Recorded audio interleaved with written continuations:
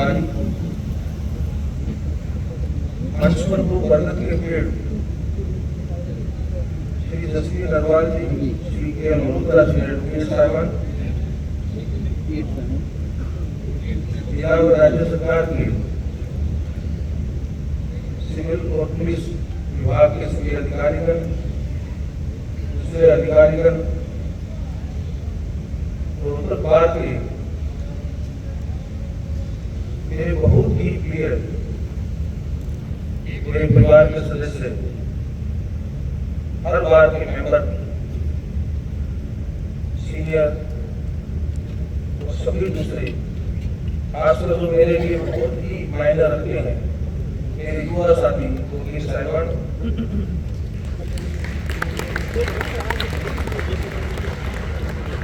उत्तर और हरियाणा प्रदेश के बाकी गणमान्य व्यक्ति जो यहाँ इस कार्यक्रम में आपके साथ बता रहे हैं, भाइयों बहनों दोस्तों युवा साथियों मीडिया के साथियों, मैं आप सबका सबसे पहले आभार व्यक्त करता हूँ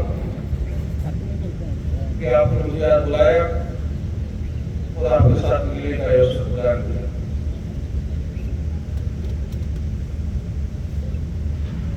मैं थोड़े से समय में आज बात करूंगा, समय का अभाव है। कॉमनवेल्थ कंट्रीज के कुछ जज साहिबान दिल्ली में आए हुए हैं, मेरे आमंत्रण पर आए हुए हैं। मैं लास्ट ईयर जब मैं चीफ जस्टिस ऑफ इंडिया नहीं था उस वक्त, लेकिन मैं भारतीय जुडिशरी को कॉमनवेल्थ के प्रोग्राम में रिप्रेजेंट करने के लिए गया था माल्टा। वहाँ मैंने उनको निमंत्रण दिया था कि अगला कार्यक्रम आप अपना हाथ में रखिए। तो मेरे निमंत्रण पर बहुत सारे देशों के चीफ जस्टिस जज साहिबान और कुछ judicial officer, judicial educator Delhi में कल से आए हुए हैं। आप मानेंगे मैं उनका चीफ होस्ट हूँ। भारत अपनी इस परंपरा के लिए माना जाता है कि अतिथि देवो भव,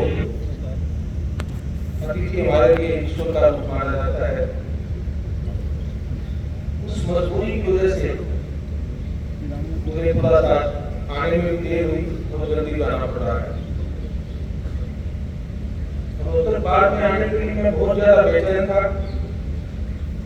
आपका प्यार, आपका स्नेह, आपका आशीर्वाद, आपका साथ, आपकी मदद और मेरे साथ हमेशा कंधे से कंधा मिला करके आपका मेरे साथ चलना मेरे जीवन की बहुत बड़ी उपलब्धि है।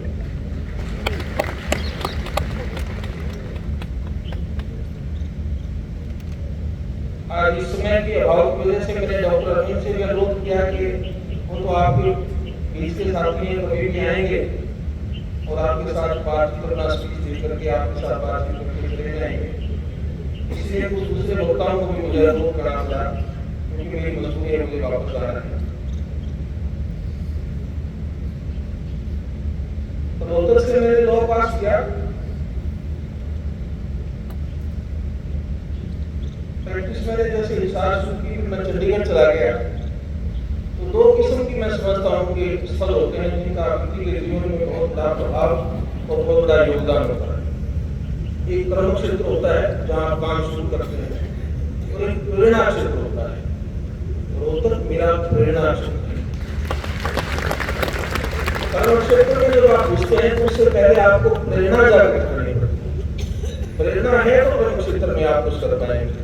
इसलिए मैं अपने कर्म क्षेत्र से जाने से पहले मैं रोहतक को नतमस्तक करता हूँ कि मैंने यहाँ पर कानून सीखा और बीच में कभी भी इतने मौके मुझे मिले बार में आने का, तो इस बार में मुझे बहुत सारा अनुभव, बहुत सारी न्याय प्रणाली से जुड़े गहन विषयों के बारे में अवगत होने का मुझे यहाँ पर मौका मिला। हर बार के सदस्य ने मुझे हमेशा प्यार दिया, स्नेह दिया, और उसी के कारण मैं देख रहा था जब मैंने नोट की तो आपने जिस प्रेम भाव से उस आयोजन का यहाँ पर आपने उसको मनाया, जिन खुशियों के साथ आप सब यहाँ पर रोमांचित थे, उसके बाद में ही उसके हर दिन मैं देखता था कि आपका मेरे साथ इतना भावनात्मक रूप से आप मेरे साथ जुड़े हुए हैं। मेरे जन्मदिन पर भी आपने बहुत तरह के ऐतिहासिक के काट करके इसको मनाया, इसके कारण मैं बहुत उत्सुक था कि जल्दी से जल्दी आपके पास आऊं और आपसे मिलूं। आज इसलिए मैंने समय की दुविधा के होते हुए भी मैंने निर्णय लिया कि नहीं, मुझे एक बार तो आपके पास हो जाना चाहिए। हो सकता है भगवान द्वार अवसर दे और मैं लंबे समय के लिए आपके पास आकर के आपसे बात करूंगा। रोहतक बार का न केवल हरियाणा बल्कि पूरे भारतवर्ष में न्याय प्रणाली को सुदृढ़ करने में बहुत बड़ा योगदान रहा है। इस बार एसोसिएशन से न केवल स्वतंत्रता संग्राम के सेनानी, न केवल हमारी कॉन्स्टिट्यूएंट असेंबली के सदस्य, बल्कि देश की आजादी के बाद, संविधान की स्थापना के बाद, देश की एक इंडिपेंडेंट न्याय व्यवस्था बनने के बाद इंडियन जूरिस्प्रूडेंस को और भारतीय जिसको कानूनी जिसको विचारधारा जिसको बोलेंगे हम, उसको बढ़ाने में, बनाने में, उसको सुदृढ़ करने में रोहतक बार का बहुत बड़ा योगदान रहा है। आज मैं चीफ जस्टिस ऑफ इंडिया की अपनी भूमिका में मैं उस योगदान को यहाँ एक्नॉलेज करने के लिए, उसका स्वागत करने के लिए, उसका स्मरण करने के लिए और उसका सम्मान करने के लिए आपके बीच में आया।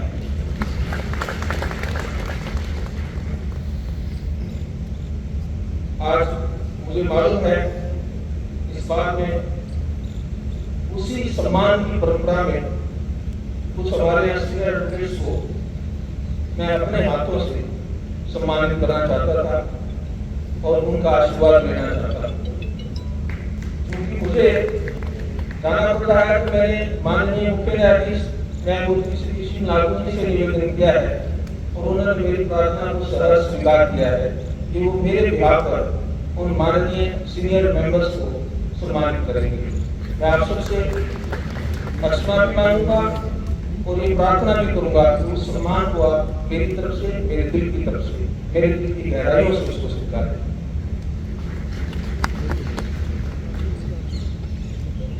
ये लोग अलावत जो भी फंक्शन करते हैं, जहाँ जाता हूँ वहाँ वकालत नहीं छोड़ते।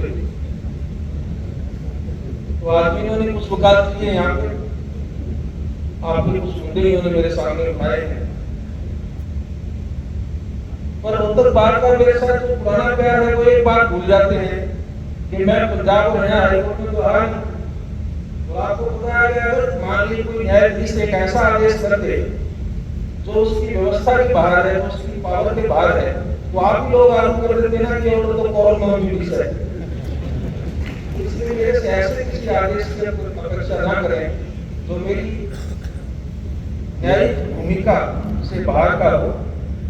लेकिन मैंने बताया कि रोहतक बार और रोहतक शहर और रोहतक नगरी, रोहतक यूनिवर्सिटी मेरी प्रेरणा के स्रोत रही है। तो मेरे अंदर का जो वकील है वो हमेशा जिंदा है। मैं किसी भी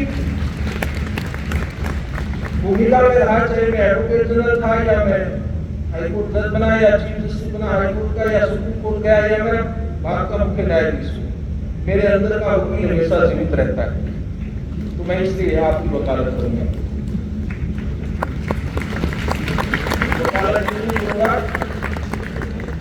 मेरा ये मानना है कि कोई भी जब समस्या आती है तो हमेशा उसका निदान भी होता है।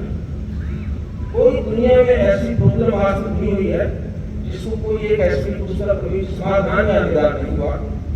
यहाँ पर समस्या है, मेरा पूरा विश्वास है कि हाईकोर्ट की बिल्डिंग कमेटी जस्टिस सेठी आजकल के अध्यक्ष है और मुख्य न्यायाधीश न्यायमूर्ति श्री श्री नागपुर जी कानून की मर्यादाओं में, उनकी प्रणाली की मर्यादाओं में रहकर के कोई न कोई निदान और समाधान इस समस्या का निकालेंगे। और मुझे इस बात की खुशी होगी कि रोहतक बार का जो बहुत सालों से जो विषय पेंडिंग है उसका कोई न कोई सम्मानजनक समाधान निकले। इसके लिए बात की तरफ से भी कुछ करना पड़े तो आप भी करेंगे और हाई कोर्ट भी इसमें कुछ न कुछ करेगी। ऐसी दोनों साइड से सकारात्मक विकास बाकी है तो उसमें कोई न कोई समाधान जरूर निकल जाता है। मन से शायद इससे ज़्यादा मुझे बात अभी इस विषय पर नहीं करनी चाहिए। ये पूरा मैं देखता हूँ इसको कैसे इसका कोई समाधान निकलता है। एक बात में जो अभी मैं इन दिनों कुछ हाई कोर्ट की नई बिल्डिंग्स के मैंने कुछ इनाग्रेशन किए हैं, कुछ फाउंडेशन स्टोन किए हैं, कुछ डिस्ट्रिक्ट कोर्ट के मैं अभी करके आया हूँ। यूपी में इंटीग्रेटेड डिस्ट्रिक्ट कोर्ट कॉम्प्लेक्सेस का यूपी सरकार ने एक बहुत ही एम्बिशियस प्रोजेक्ट शुरू किया है। 17 करोड़ के प्रोजेक्ट में अभी बनारस के पास चंदौली में उस डिस्ट्रिक्ट लाइन वहाँ पर करके आया। मैंने मध्य प्रदेश में भी किए हैं, कुछ तमिलनाडु में भी, मदुरई में बहुत बड़ा डिस्ट्रिक्ट कोर्ट कॉम्प्लेक्स है, भारत का सबसे बड़ा कॉम्प्लेक्स ही वहाँ पर ऐसा मुझे बताया गया है। मैं जाऊँगा तो देखूंगा उसको, उनका भी मैं वहाँ पे अभी करने लगा हूँ उद्घाटन। तो मेरी एक ये रोहतक को लेकर के लिए मैं ये मुख्य न्यायाधीश जी से और हरियाणा सरकार से मैं ये अनुरोध करूँगा कि अब शहर फैलते जा रहे हैं, देश का अर्बनाइजेशन है, देश की डेवलपमेंट हो रही है तो अर्बनाइजेशन भी बढ़ेगी। तो उसमें आगे चलकर के मुझे लगता है धीरे धीरे आसपास की जमीनें नहीं रहेंगी। तो यहाँ पर मान लीजिए जैसे डॉक्टर राव ने बताया कि कुछ समय में 3000 से ज्यादा लोग यहाँ पर आए मेंबर बने और न्याय व्यवस्था में मुकदमों की संख्या बढ़ती जा रही है। लोगों का विश्वास है इस संस्था में और इस विश्वास को हमें बनाए रखना है और इस विश्वास को बनाए रखने में बार की भूमिका उतनी ही अहम है जितनी बेंच की है। तो बार को सुविधाएं देना भी एक अच्छे इफेक्टिव और रोबस्ट जुडिशियल सिस्टम का अनुत्तरम हिस्सा है। बार को फैसिलिटी मिलनी चाहिए, बार चैम्बर भी हो, बार रूम भी हो, मेरी बेटियों के लिए, मेरी बहनों के लिए एक अलग से बार रूम हो, उनके लिए सुविधाएं मैं ऐसी भी हमेशा हर जगह में भी कल्पना करता हूँ। और मैं कोई भी नया कोर्ट कॉम्प्लेक्स मुझे स्वीकार्य नहीं है जब तक कि मेरी बेटियों के लिए, मेरी बहनों के लिए उसमें अलग से सम्मानित स्थान हो। तो इस सारी सुविधाओं को जो हमें प्रोवाइड करना है, इंटीग्रेटेड कोर्ट कॉम्प्लेक्स बनाना है जिसमें लाइब्रेरी हो, तो सबसे बड़ी इम्पोर्टेंट बात है जो सारा संस्थान किसके लिए है, उस कंज्यूमर ऑफ जस्टिस के लिए है, उस सीकर ऑफ जस्टिस के लिए है। उसके लिए भी एक ऐसा सम्मानित स्थान हो जिसको महसूस हो कि वो जैसे हॉस्पिटल में एक मरीज जाता है, उसको जाती ही फर्स्ट एड मिलती है, बैठने का जगह मिलती है, उसका कोई ब्लड प्रेशर चेक करेगा, कोई उसका शुगर टेस्ट करेगा, उसका टेम्परेचर टेस्ट करेगा। ऐसे ही जैसे उसको एक माहौल मिलता है कि मैं यहाँ पर सुरक्षित हूँ, ऐसी ही न्याय प्रणाली में भी जो डिप्रेस्ड, ओप्रेस्ड और एक समाज से जिसको कोई इलाज चुका है, तो ऐसा जो कोई न्याय के प्रति कोई सीकर जब कोर्ट में आता है तो हमें उसके लिए ऐसा ही कोई माहौल पैदा करना है, उसको ऐसा ही कुछ भाव देना है। इसके लिए जरूरी है कि हमारे पास भी बहुत अच्छा सुदृढ़ इंटीग्रेटेड कॉम्प्लेक्स हो और वो कॉम्प्लेक्स ऐसे हों। 3000 की संख्या अगर उस टाइम में बढ़ी है तो मैं इस बात को बहुत अच्छी तरह अंदाजा लगा सकता हूँ कि अगले 5 साल में 10 साल के बाद यहाँ पर क्या स्थिति होगी। तो ऐसा इंफ्रास्ट्रक्चर बनना चाहिए जो अगले 50 साल तक कम से कम भी हमारी न्यायिक व्यवस्था में डिस्ट्रिक्ट कोर्ट कॉम्प्लेक्स की सारी सुविधाओं से सुदृढ़ हो और हमारे किसी वकील को भविष्य में भी जो आज शायद अभी स्कूल में पढ़ रहे हैं, जो बच्चे कल को हमारे साथ मुकाबले में यहाँ पर आएंगे, उनके लिए भी सुविधाएं उनके आने पर उपलब्ध हों। ऐसे सपने को, ऐसे एक योजना को हमें अभी से उसको लागू करने के बारे में सोचना चाहिए। मैं आपको अपना उदाहरण बता सकता हूँ कि सुप्रीम कोर्ट ऑफ इंडिया की हमने नई बिल्डिंग बनानी शुरू की है। मुझे पूरा विश्वास है कि उसका फर्स्ट फेज मैं इसी साल के अंत तक उसका पूरा करूंगा और 2 फेज उसमें करेंगे। 3 फेज पूरा होने के बाद सुप्रीम कोर्ट अगले 50 साल की रिक्वायरमेंट को पूरा करेंगे। उसमें 34 नए कोर्ट रूम बनेंगे, 3 कॉन्स्टिट्यूशनल कोर्ट बनेंगे। उसमें आप दुनिया की कोई सुविधा की बात कीजिए, मैं उसका इंचार्ज हूँ बनाने में भी कॉम्प्लेक्स है और मैं उसका कुछ प्रोवाइड करता हूँ। तो हमने उसमें जो दुनिया में संभव सुविधाएं हो सकती हैं उन सब का उसमें प्रावधान किया है और हम उसमें उसको बनाएंगे। हम ऐसा ही मैं मानता हूँ कि चाहे वो हाई कोर्ट से चाहे डिस्ट्रिक्ट कोर्ट से, उसके बारे में और मैं आज बार से ये बात अपील करूंगा कि आप भी इस बारे में सोचिए। देखिए मुझे बात ये गुवाहाटी में बोलनी पड़ी। गुवाहाटी में नई हाई कोर्ट और नई डिस्ट्रिक्ट कोर्ट से जस्टिस सिटी को शहर से 15 किलोमीटर दूर बना है। अब तो लोग बाद में बहुत रेजोल्यूशन पास करके सब कुछ एक्सेप्ट कर लिया। वहाँ कुछ लोग मुझे मिले, उन्होंने कहा कि ये दूर हो जाएगा 15 किलोमीटर। मैंने उनसे एक ही बात पूछी, आप सबके पास हाई कोर्ट में चैम्बर है? बोले हाँ चैम्बर है। हमने कहा कि आपके बच्चे अगर मान लो वकालत में आए तो वो अलग से चैम्बर आने उनके लिए कोई है चैम्बर? बोले नहीं है। हमने कहा उनके लिए कोई जगह है चैम्बर आने की? तो नहीं है। तो उन्होंने कहा भैया आप अपने बारे में सोचेंगे, आपके बच्चों ने वकालत करनी, आपके ग्रैंड चिल्ड्रन ने वकालत करना, आपके पड़ोस के बच्चे ने आना है, आपके स्टूडेंट ने आना है, आपके जानकार के बच्चों ने आना है।